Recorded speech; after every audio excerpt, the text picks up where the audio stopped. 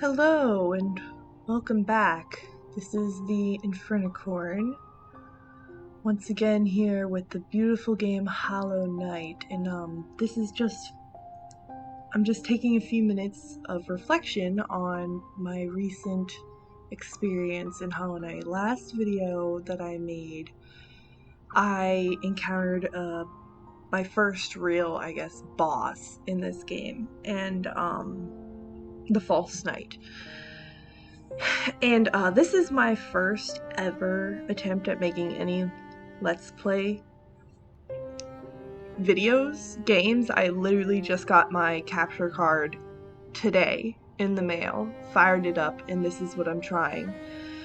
Now, I have had a lot of doubts about making Let's Plays over the past several months, but I really wanted to try it. I thought it would be something fun. I really have a lot of ideas that I want to share with people, and I wanted to, kind of celebrate the wonderful world of video games and the power that they have to influence our spirits.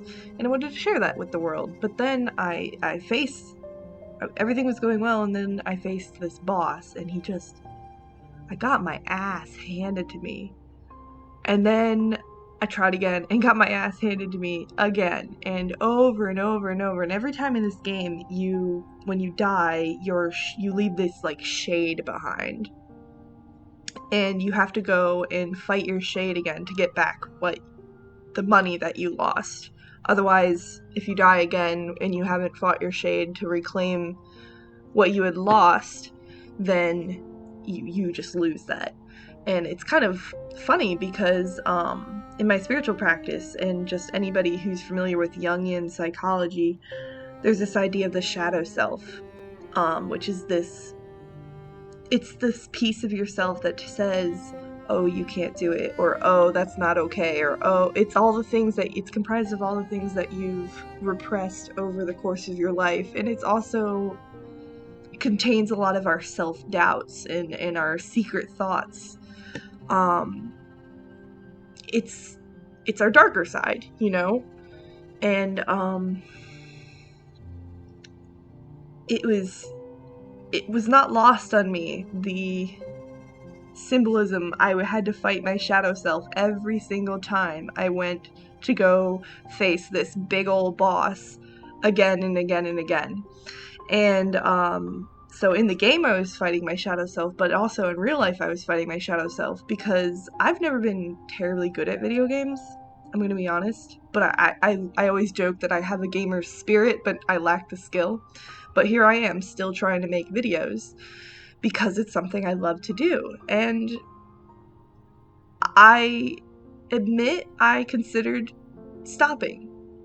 I was thinking, I had the negative self-talk running in my head, oh my god, what am I doing? Why am I doing this? I'm no good at this. Oh my goodness, there are other Let's Players out there who are so much better, and what do I have to bring to the table, etc., etc., etc., But then I thought of, well, I had started it, and I really wanted to finish it, and I did think about all the people who would be viewing, all the you guys who would be viewing these videos, and I didn't want to start something and then not finish it and let everybody else down and let myself down by doing that. And I wanted to have something that I could finish, that I could be proud of.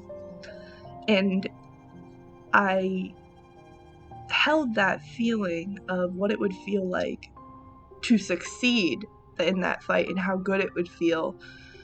And I held that feeling, I kind of projected what that would feel like, and I held on to that in my mind. And then this kind of peace came over me in this surety. I realized that I had decided in my heart of hearts that I was just going to keep going.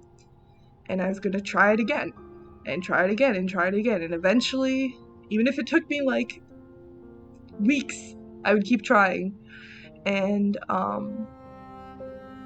there's a kind of peace that comes with the surety, with the resolve that things may suck and you may fall down, but in the midst of all of it, you still have control over the choice to get up again. I mean, you may lay with your face down in the mud for a while. You're like, just give me a few minutes.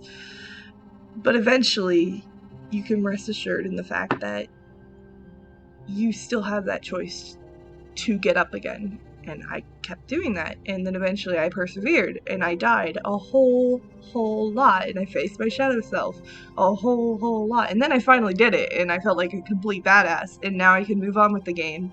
And that's how journeys work. You have these things that these tremendous bosses that you have to face, and they just hand you your ass over and over and over and over, and maybe you have to keep fighting different iterations of these bosses.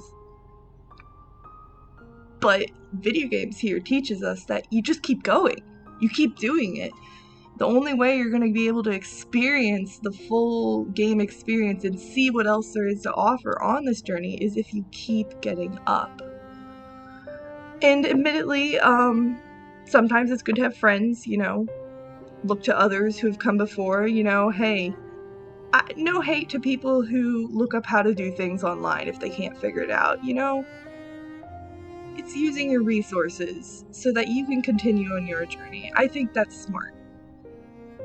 I generally try it a few times myself, and I'm stubborn. I like to just, try to figure it out myself. But, I've been known to, after a while, maybe look up and look to those who have come before to get some hints, some pointers, and then I get back to my own journey and do my own thing. And then it's just really fulfilling when you finally at the end can look back and be like, damn, I did that. So, note to all of you people out there, if there's something that you are facing, that boss that you keeps handing you your ass over and over and over, think of how it will feel when you finally surmount that challenge, because you will surmount that challenge. You will do it.